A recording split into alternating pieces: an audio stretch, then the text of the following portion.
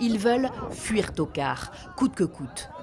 À l'entrée de la ville au sud, ce pont a cédé sous la force de l'eau. Alors ces hommes ont traversé une partie de la rivière, pourtant agitée, sur des canaux de fortune. Ils rejoignent l'autre rive et ce qu'il reste de la route grâce à des cordes faites de tissus récupérés et grâce à la force de leurs compatriotes. La débrouille pour survivre. Les camions sont bloqués, il n'y a pas moyen de traverser. Les gens montent et descendent à l'aide de cordes. Ils sont affectés, ils ont perdu leurs biens dans des inondations, ils sont fatigués, ils n'ont rien.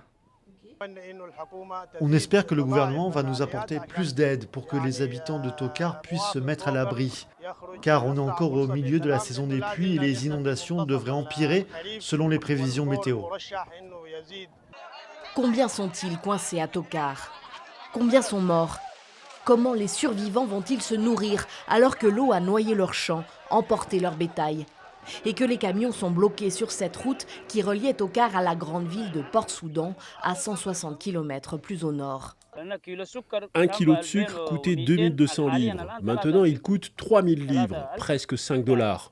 C'est à cause de la destruction du pont que les prix ont augmenté. Comme le pont est détruit, nous, on ne peut pas bouger. Ça fait 8 jours. Un peu plus loin, en contrebas de la route, Ahmed Adab reprend des forces. Il a réussi à s'enfuir avec sa mère, sa tante, sa femme et leurs 3 enfants. Mais ses réserves de sorgho et de farine ont été balayées. 2 de ses chèvres et son âne sont morts. Il n'y a pas de nourriture ici. Regardez nos affaires, on n'a pas de nourriture. On a trait la chèvre qui nous reste. On a obtenu 1 litre de lait qu'on a coupé avec 1 litre d'eau. D'autres familles affluent. Certains ont pu sauver plus de biens que d'autres. Des camions et des bulldozers répandent du sable sur la route, par endroits boueux afin d'aider aux évacuations. Chaque année, le Soudan fait face à des inondations pendant la saison des pluies qui dure de mai à octobre.